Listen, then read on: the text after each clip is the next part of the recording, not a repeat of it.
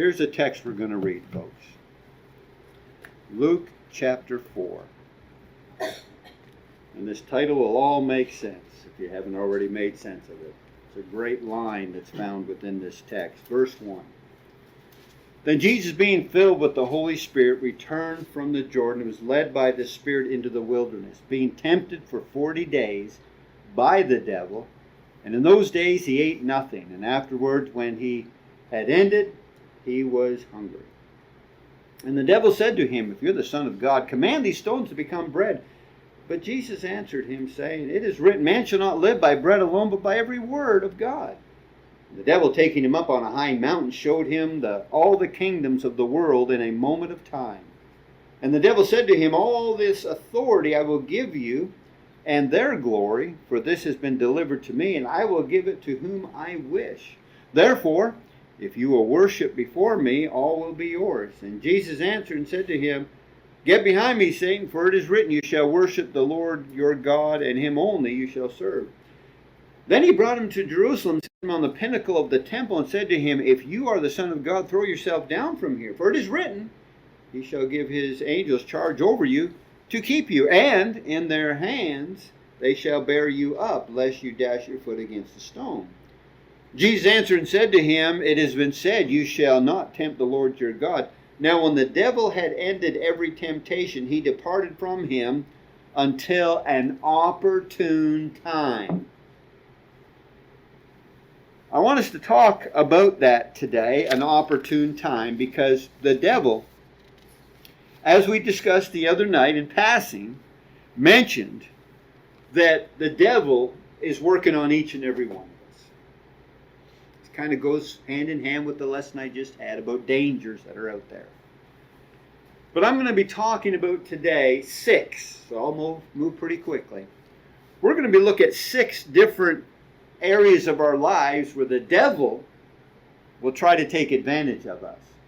1 Peter 5. Remember, he's going to and fro, seeking whom he may devour. Obviously, he doesn't care about us, but the good news is, and it's a positive lesson, even though when we look at some of these opportune times he's going to work at us, we can resist the devil and he will flee from us, James tells us. We can get stronger.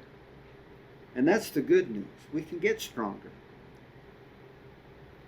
But what are some of the areas? Because, I'm looking at this situation here, and he said, well, he's going to wait for an opportune... Well, was there an opportune time already? Well, sure there was an opportune time. Jesus had need. You know what? I'm going to tempt him with food. That's an opportune time, okay? Knowing what he was just doing. And then, of course, an opportune time, I'll work on him with the lust of the eye, right? We get all 3 of them there. The lust of the eye, the lust of the flesh, and the pride of life. All 3 of them were applied to Jesus in this text. Every sin that you can imagine comes under the category of one of those 3. And there's the pride, Throw yourself down. You're special. Well, you don't tempt God. So, having said all of that, I just want us to think about the opportune times for Satan. And here's one of them. It's a big one. It's huge. You feel pretty strong right now? I love being around my brothers and sisters. I look forward to Wednesdays, look forward to Sundays. Whenever there's going to be a get-together, man, I love being around them, right? And it shouldn't be that's when I feel my strongest, but I feel secure because I'm not worried about being tempted with bad language, dirty jokes, and engaged in things that I shouldn't be doing. No, but I'll tell you, when you are alone, and that's not new, right? When did the serpent tempt Eve? She's by herself. Comes up and talks to her. What about Achan? Nobody's around. I'm going to take these goods. Nobody knows about it, right? It's when we are all by ourselves that the devil knows that he can work on us. Turn with me to John, the 1st chapter. Gospel according to John. I'm going to go to John chapter 1. It's always impressed me the way this individual reacted, okay, that we're talking about here. Being convinced that this is the Christ, right? So we better get the context. Verse 46. Nathanael said to him, can anything good... Well, I'll back up verse 45. Philip found Nathanael, said to him, We have found him of whom Moses in the law and all the prophets wrote, Jesus of Nazareth, son of Joseph. And Nathanael said to him, can anything good come out of Nazareth? Philip said to him, come and see. Jesus saw Nathanael coming towards him and said to him, behold, an Israelite indeed, in whom is no guile. Nathanael said to him, how do you know me? Jesus said, well, before Philip called you, when you were under the fig tree, I saw you. Nathanael answered and said to him, Rabbi, you are the Son of God. You're the King of Israel. Jesus answered and said to him, because I said to you, I saw you under the fig tree. Do you believe? You will see greater things than these. Now you stop and think about this. God knows what we're thinking when we're alone. Yes, when we're gathered together. But I'm thinking, we are so vulnerable when we are by ourselves. It's that old preacher illustration that's been handed down for years. And I know it wasn't a true story. You could make it into a true story. I'm always tempted to do it to somebody. But it's that story where a guy goes and visits members of the church who had not been attending and not been worshiping God. And he goes and visits with them, and he's sitting in the living room, and there's a fire. You know it, right? There's a fire going, and the preacher doesn't say anything. The preacher just gets up, takes the pointer, and pulls one of the coals away, and it goes out. And then he puts the coal back towards the rest of them, and it lights up again. And the man says, I get your point. That's just a story. But you get the point. You know, you and I, when we're by ourselves, the devil knows it. It's an opportune time. You know, nobody knows what you're doing, right? If you take advantage of that, and he will devour you. And so, now there are times we have to be by ourselves. Jesus went off by himself many times to pray. Okay? We can't be together all the time. Matter of fact, we don't want to be together all the time. We'll have enough time in heaven for that. That's called eternity. But right now, we got to be around the lost. We got to teach them. We're going to reach them, right? We're going to talk to them. But in the meantime, there are times when you leave here and you'll be by yourself at times. Be aware of this, because the devil knows this. And so we make use of our time wisely when we are by ourselves. This is a big one. The devil knows that when you're around non-Christians, your friends. You know 1 Corinthians? Powerful passage. 1 Corinthians 15. Had to have this conversation with my daughter one time. Those teen years. Don't want to go back. But anyways. I remember, you know, she had this friend. And this was a really bad influence. And Debbie and I were trying to help her see through all this. And of course, she was saying to me, Dad, aren't we supposed to reach everybody? Oh, yeah. Throw that up to a preacher. Yeah, you're right. We got to reach everybody. But here's what I said. Who's influencing who? Yes, you can influence them. But if they're influencing you, that's what he said here in verse 33. He said, do not be deceived. Evil company corrupts good habits. Who is influencing who? We need to realize that. And of course, there's times we're going to be around co-workers and things like that, and their conversation. And I'll never forget. You know, this was in my Indiana days. You know, I played hockey when I was there. I do it in St. Louis. You know, and you're around some people that are not Christians. This guy came in one time who was going to play with us, and I kind of dressed down here with a bunch of us guys. You know, because we didn't talk like that stuff. Matter of fact, one of the guys, we skated on the ice. He said, Chuck, why do they talk like that? And I said, I don't know, they're trying to be macho. So we don't associate with that. But anyways, this guy comes in who said he was a pastor, going to play. He goes and sits down there. He starts talking like all those guys. To fit in. It was disgusting. But people will do that. The devil will want you not to stand out like a sore thumb. We quoted last night. What is it? Romans chapter 12. Don't be conformed to the world. But people want, you're being pressured to conform to the world. They don't do it anymore because I think after years and years they gave up on it. But when you go see family, hey, you want a beer? No. And I'm thinking to myself, how many times do I got to say no? But then you got to ask yourself, why are they asking you? Because if you do it, it makes them feel comfortable. You don't do it, almost makes it seem like they're doing something wrong. And so the world wants you to conform. You need to understand that. Well, and I'm thinking to myself, well, why don't they just not do it to make me feel comfortable? You know, what? Hey, you want a soda? Yeah. Why don't they just do that? And everybody's happy. Well, no. They want you to make them feel comfortable. Don't make them feel uncomfortable.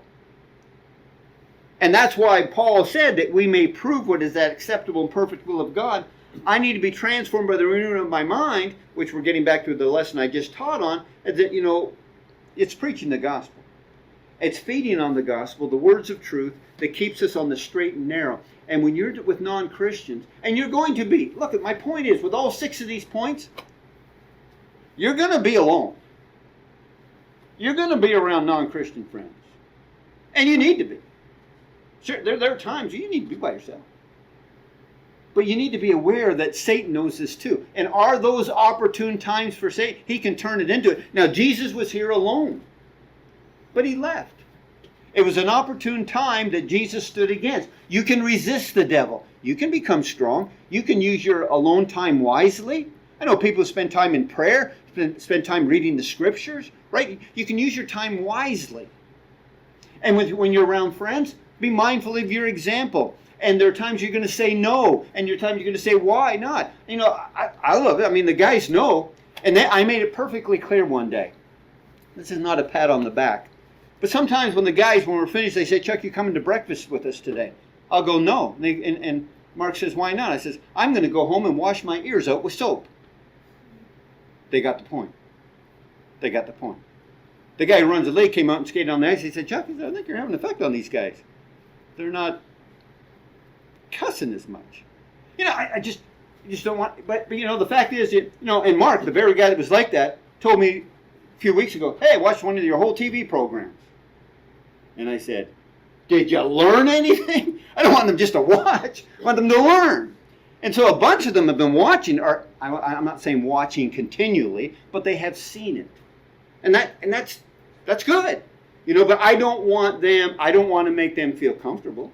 I don't want them to make it seem like I approve of that, and they know it. First time they invited me out, I'll just mention this in passing, it kind of blew me away. We're all sitting at this restaurant. They said, Chuck, you want to lead a prayer? Sure. Because I know, see, the point is, you're good guys, and I know they don't talk like that around work, but they're just trying to be macho. Okay? But you can let people know, you know what? You don't have to be like that. You can let your light shine wherever you are. And that's what we mentioned in Matthew chapter 5. Okay, so those are some things. But you know what? I want to get more specific on this. Turn to Matthew chapter 10. This is huge. You talk about an opportune time for the devil working on you and me is this one. When you're with family that are not Christians or not faithful. You can be tempted, is what I'm saying. You can be tempted. Now, what I'm talking about here is in Matthew chapter 10, verse 35 beginning. He says, where Jesus said, well, look at verse 34. Do not think that I came to bring peace on earth. I did not come to bring peace, but a sword. Isn't that interesting? The Prince of Peace did not come to bring peace. Why? Because he said, for I have come to set a man against his father, a daughter against her mother, a daughter-in-law against her mother-in-law. A man's foes will be those of his own household. He who loves father or mother more than me is not worthy of me. He who loves son or daughter more than me is not worthy of me. He who does not take up his cross and follow after me is not worthy of me. Now, over and over again, but he's talking about, you know what? Is God number one? You need to ask yourself that. Is God number one in your life? He's going to come first. Family says, you know what, Chuck, I'd love to go to worship today, but family came into town. Okay, you say, family, you want to come? Or I'll be back in a couple hours. The point is, Satan knows. Satan knows. But can we turn this opportune time into Satan for him to flee us? We can resist that. We can stay strong. But the concept of compromise is always there. You know what amazes me of 1 Corinthians chapter 5? What amazes me is I'm surprised that the family members were not the first one to deal with this. That amazes me more than anything. He says in 1 Corinthians chapter 5, I don't have to read all of it, but he says, Paul says, it is actually reported that there's sexual immorality among you, and such sexual immorality not even named among the Gentiles, that a man has his father's wife. You're puffed up and not rather mourn, that he who has done this deed might be put away from among you. What will test a person is when it's family. When family's involved. I don't want to upset my family. I don't want to look like the bad guy. And Satan knows this. Satan knows this. He wants you to compromise is what he wants you to do. Is it easy? I never preach anything where I hope I don't come across like, this is easy. No. That's why Jesus said that narrow road is difficult is the way. The broad way is the easy way. I know that. And we as God's children, the reason why we need to get stronger is because the devil's going to be working at us. Jesus resisted him time and time again. And Jesus knew why he was here. I like the fact when he was in the temple. He was young at the time, but we're upset about all. Well, I must be about my Father's business. God comes first. I just want you to understand that. I know you love your wife. You know you love your husband. You love your kids. You love your grandkids. But if you love them more than God, not worthy. You're going to miss heaven. Who do you love more? And that would be a temptation, I'll tell you. It would be a temptation if a mate says, let's stay home today. Okay. Let's go to the park. Let's go to the zoo today. In St. Louis, it's free. It's tempting. But got to watch this. Now, we'll slow down on these next three a little bit more that we can relate to. This will test you. Boy, this will test. I think right off the bat, when I think of this particular subject, I think everything was fine in Genesis chapter 4. Honestly, everything was fine with Cain. Wasn't it? Everything was fine. Until what? Until God said, I don't appreciate your sacrifice. Now he loses it. He couldn't handle correction. The devil knows that. Oh, good. He's done something wrong. And it'd be great when a brother or sister approaches them and tells them they're doing something wrong. Because they'll leave. They'll bolt. They'll hold a grudge. They won't talk to that person anymore. I tell you, there have been times. Okay, who likes, raise your hands. Who likes to be told they're wrong? I mean, do we like that? Thank you, you're my friend. No. Nobody likes to be wrong. You know what? The worst pit in my stomach I always get is when a member says, Chuck, can we talk? Like, what? Or we need to talk. Because I'm going to hear something. I'm going to hear something. And you're just swallowing like, Chuck, you can handle this. It's just probably a correction or whatever. But there are times people can't handle a correction.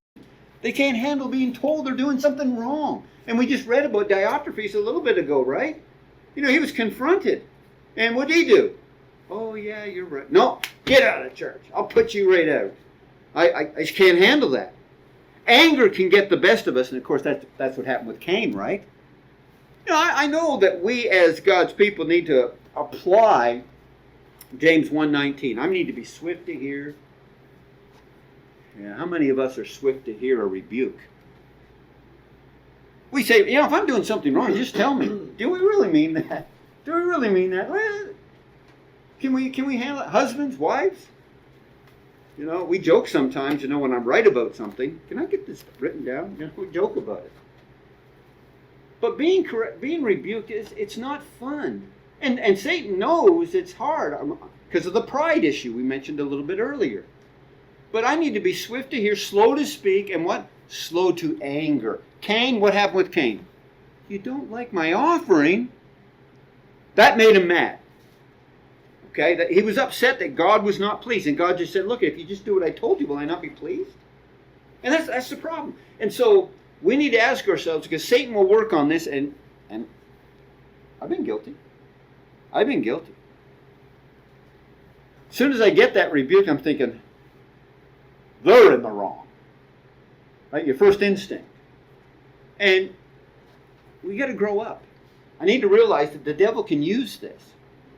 And could you imagine, you just, as a preacher, get somebody rebukes you? That's it, I quit. Come on. Be better than that. And the devil will work on us on all these areas that we're talking about right now. Man, time just flies when we're going through these lessons. But these are lessons that we all need, is my point. And I'm going to tell you, there's a lot of this going on.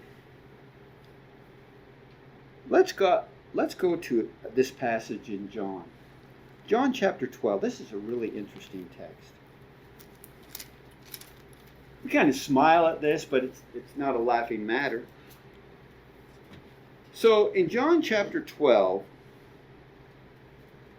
how about verse 3? Then Mary took a pound of very costly oil of spikenard, anointed the feet of Jesus, wiped his feet with her hair, and the house was filled with fragrance of the oil. Then one of the disciples, Judas Iscariot, Simon's son, who would betray him, said, "Why was this fragrant oil not sold for 300 denarii and given to the poor?" This he said, not that he cared for the poor, but because he was a thief, and he had the money box, and he used to take what was put into it. Folks, if you have a problem with covetousness or sticky fingers, don't volunteer to be the treasurer here. Don't do it if you're tempted with that. So, young man, man, it's about my age. Okay, so a young man, a few weeks ago, Dan, he obeys the gospel. So we were having a weekly study, and we got talking about alcohol. And I told him, I said, it doesn't do much good to say I'm going to quit, and you've got a cupboard full of it. He goes, good point. Yeah, because the temptation is there. So the devil knows about addiction. And there's a long list that we could come up with here. But I want us to understand that Satan wants you just to satisfy any desire that you have. That's the world. Satisfy. Be happy. God wants you to be happy. Well, wait a second here. You need to be careful about that. I'm going to be turning over to 1 Corinthians chapter 9. And while I'm turning to 1 Corinthians chapter 9, I want us to think about various things that are out there that are addictive, and we need to be careful. There is what? There's all forms of drugs that are out there. We have a member, his son.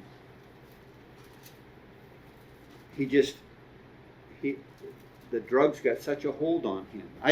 I've learned a lot about addiction just with him and having to deal with his grown-up son. And so he kicks him out of the house, and he said, "Okay, I'll go into rehab." He goes into rehab and checks himself out the next day.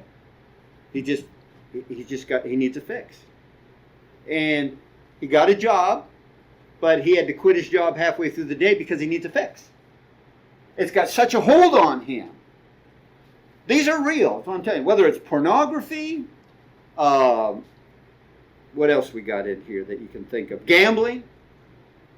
Oh man, gambling is so easy nowadays. I mean, you watch a sports program. I don't even know what over and under means anymore. You can bet on anything. By the way, in Vegas you can bet on anything. When they flip the coin for the Super Bowl, you can bet on whether it's going to be heads or tails. It's crazy. Whether the first pass, whether they catch it or not, you can bet on anything, and they make it easy for you. They'll say, you know what, $5 will give you this many points. I just heard that on the TV last night.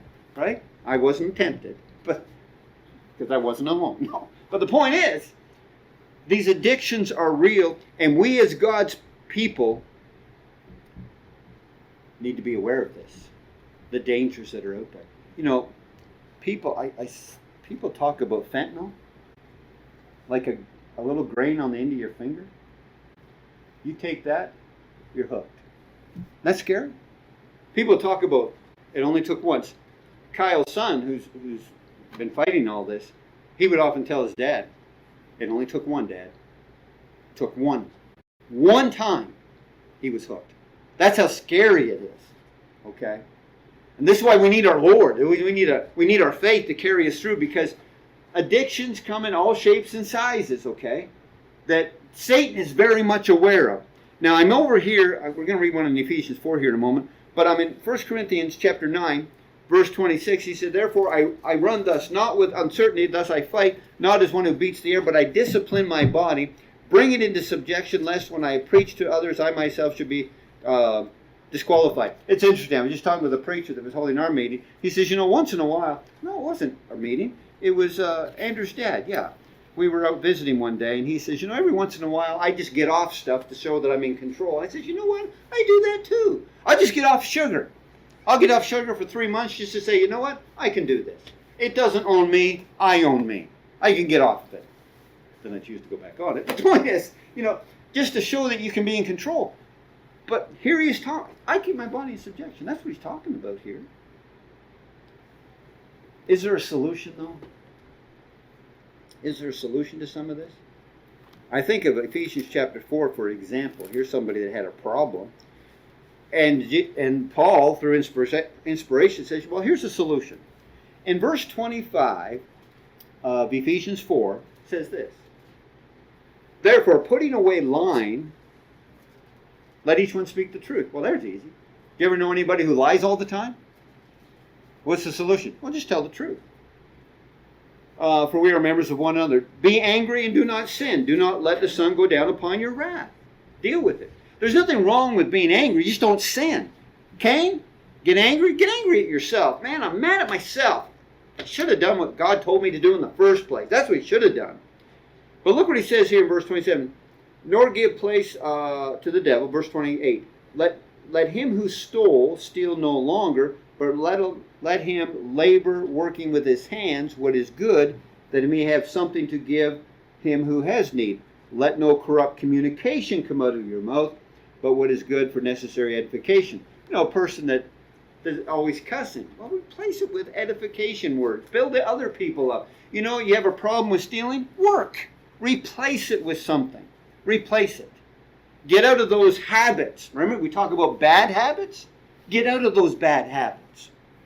Do you know what insanity is? I know you know it, right? The definition of insanity. Do the same thing over and over and expect a different result. I told Terry's dad like that the other day when we were golfing. This is insane. We're doing the same thing and we expect a better result next time. It just doesn't happen. And so for you and I, we have to get out of that. We have to change things up. And you know what you can do with that one? With fighting addiction? James chapter 5. AA thinks that they invented the wheel. No, they didn't. There's nothing new under the sun.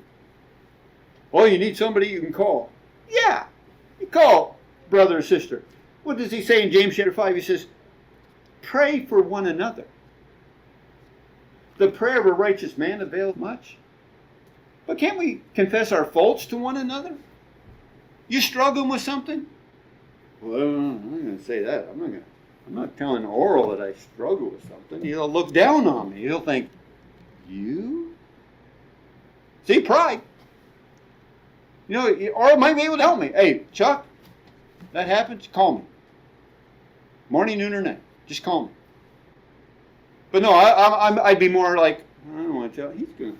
Then he'll tell his wife. Why tell somebody? No. We're family, right? We keep things confidential. When you struggle with something, ask somebody. Tell somebody. And they'll work with you. And you work together on that. Husbands and wives help one another all the time. Right? But you got a family here. And as a church family, we're to help one another. But the devil doesn't want that. You know what? He says, you know what? You got an addiction? Fight it alone. Don't ask for help. No.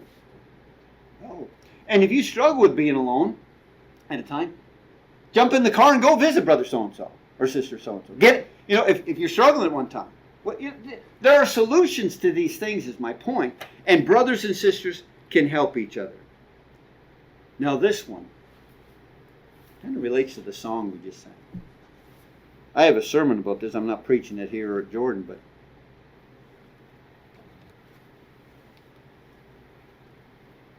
when I think of how you deal with loneliness or depression, I remember doing a series of a whole lesson.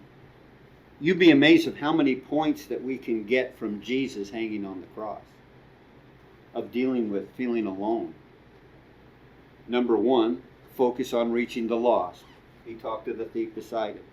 Number two, he focused on family. Behold your mother. He's thinking about family, right? That's what you do. And you think about the people that are out there. And, you know, all the responsibilities. There's just so many lessons I can't remember off the top of my head. But Jesus teaches us a lot. And so when we go to the cross, well, even before that, what do you have in Matthew 26? You have Jesus in the garden. That's a tough time.